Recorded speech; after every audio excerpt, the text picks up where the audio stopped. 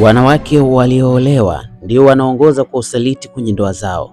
Tazama tukio hili ujifunze kitu kipya katika maisha yako. Hadithi yetu inaanzia hapa. Huyu ni mke wangu. Mke wangu nimemfungulia saluni ya kike maeneo ya Posta. Kila siku huwa anajiandaa asubuhi kuelekea kazini kwake. Mimi huwa ananiacha nikiwa bado nimelala. Maana kazini kwangu huwaga nachelewa kutoka. Huwa anaenda kama majira saa 4 hivi au saa 6. Lakini leo yeye aliwahi kutoka majira kama ya saa 3 hivi. Na hapa alikuwa akajiandaa. Lakini kuna kitu amekiweka kwenye begi. Sasa hapa anakuja kuniaga. Kipenzi. Kipenzi. Mke wangu. Naambia. Vipi, umeshajiandaa kwenda kazini? Nishajiandaa tayari. Nikutakie kazi njema baby, sawa? Nakupenda mke wangu. Nakupenda mume wangu. Nakupenda Nakupenda pia. Kweli? Haya, uende salama baby. Baada ya kuniaga mke wangu anaelekea kazini kwake. Lakini wakati ameondoka, ghafla nikaona kuna kitu amekisahau. Yaani ni kibegi chake cha safari. Huaga mara nyingi huwa anakibeba. Lakini nikajiuliza, mke wangu mbona amesahau kipochi chake hapa? Au nikawa nahisi labda leo kuna vitu ambavyo si vya muhimu kuvibeba.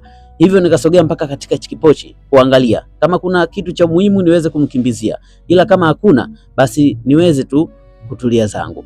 Hivyo ndo nikaangalia, bahati mbaya nikakuta kondom. Wakati najiona kondom, mke wangu pia kumbe kibegi alikisahau. Anarudi ghafla kuja kufuata kibegi chake. Haraka sana na kurudi zangu kitandani. Mke wangu akarudi kwa kufuata kibegi chake. Huyu hapa. Baby, nilisahau mkoba mwenzio.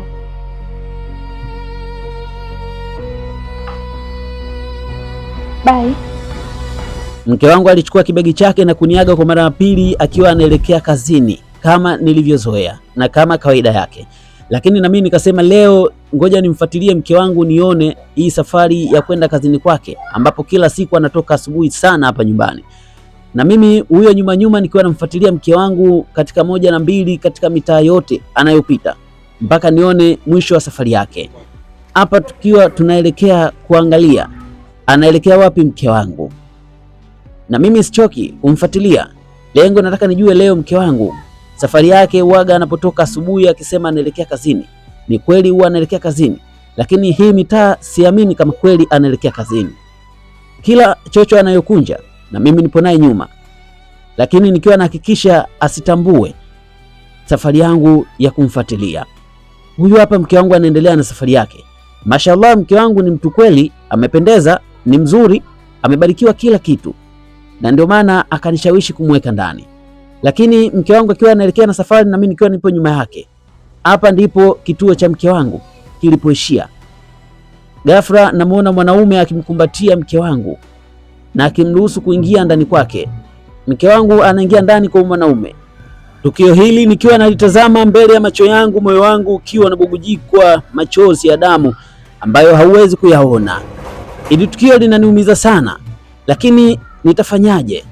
Kwa kuwa nahitaji kujua mwisho wa mke wangu, hivyo nilisogea mpaka katika eneo la nyumba hii na kusogea karibu na mlango.